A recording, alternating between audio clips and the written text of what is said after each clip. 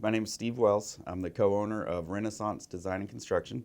We're a custom remodeler down in the Houston, Texas market. It was a really tough decision to dedicate a whole day to a one-day workshop, but I'm honestly glad we did it. We knew that we were doing really well with our business, but there was improvements that could be made. After looking into Aspire as a company, reading the reviews online, we decided that it would be worth our time to spend a day listening to what Aspire might have to offer.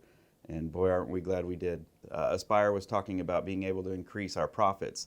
And we knew that we generated a lot of revenue as a business, but when we looked up at the end of the year, the profits weren't there. So it was really great to be able to hear that there was somebody that could come in and show us what the leaks were for our business. After the workshop, we met with Fred, the owner of Aspire, and we were able to sit down directly with him and take a look at our P&L statements. And we had a big aha moment with Fred because he showed us specifically where some of our leaks were.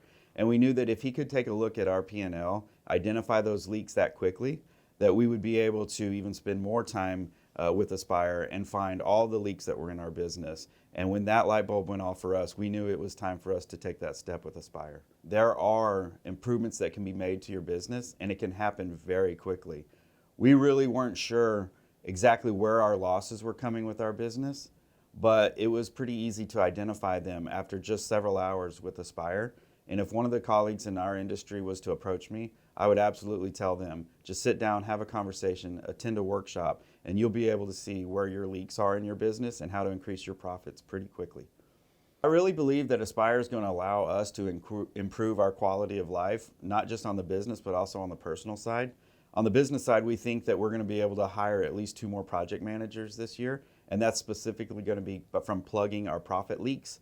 And then on the personal side, that means that I'll be able to spend a lot more time doing the things that I want to do, whether that's going to my son's baseball games or taking a couple more vacations that normally I wouldn't be able to get to do.